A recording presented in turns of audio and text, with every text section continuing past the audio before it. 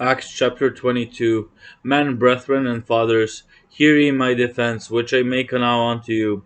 And when they heard that he spake in the Hebrew tongue to them, they kept the more silence. And he saith, I am verily a man which am a Jew, born in Tarsus, a city in Cilicia, yet brought up in this city at the feet of Gamaliel, and taught according to the perfect manner of the law of the fathers, and was zealous toward God, as ye are this day. And I persecuted this way unto the death, binding and delivering into prisons both men and women, as also the high priest doth bear me witness, and all the estate of the elders, from whom also I received letters unto the brethren, and went to Damascus to bring them which were there bound unto Jerusalem for to be punished. And it came to pass that as I made my journey and was come nigh unto Damascus about noon, suddenly there shone from heaven a great light round about me.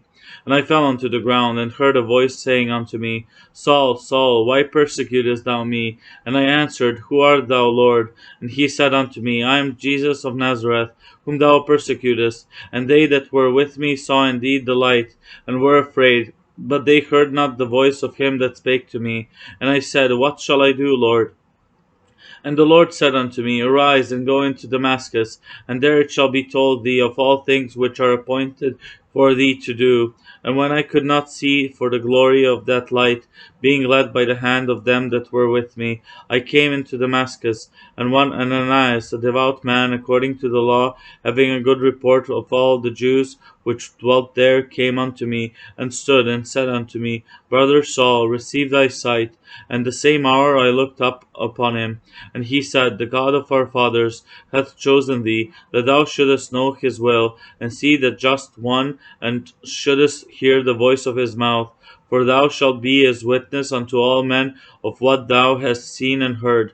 And now why tarriest thou? Arise and be baptized, and wash away thy sins, calling on the name of the Lord. And it came to pass that when I was come again to Jerusalem, even while I prayed in the temple, I was in a trance, and saw him saying unto me, Make haste, and get thee quickly out of Jerusalem, for they will not receive thy testimony concerning me. And I said, Lord, they know that I imprisoned and beat in every synagogue them that believed on thee. And when the blood of thy martyr Stephen was shed, I also was standing by, and consenting unto his death, and kept the raiment of them that slew him. And he said unto me, Depart, for I will send thee far hence unto the Gentiles. And they gave him audience unto this word, and then lifted up their voices, and said, Away with such a fellow from the earth, for it is not fit that he should live. And as they cried out, and cast off their clothes, and threw dust into the air, the chief captain commanded him to be brought into the castle, and bade that he should be examined by scourging, that he might know wherefore they cried so against him. And as they bound him with thongs, Paul said unto the centurion that stood by, Is it lawful for you to scourge a man that is a Roman, and uncondemned? When the centurion heard that, he went and told the chief captain, saying, Take heed what thou doest, for this man is a Roman. Then the chief captain came and said unto him, Tell me, art thou a Roman? He said, Yea. And the chief captain answered, With a great sum obtained I this freedom. And Paul said, But I was freeborn. Then straightway they departed from him which should have examined him.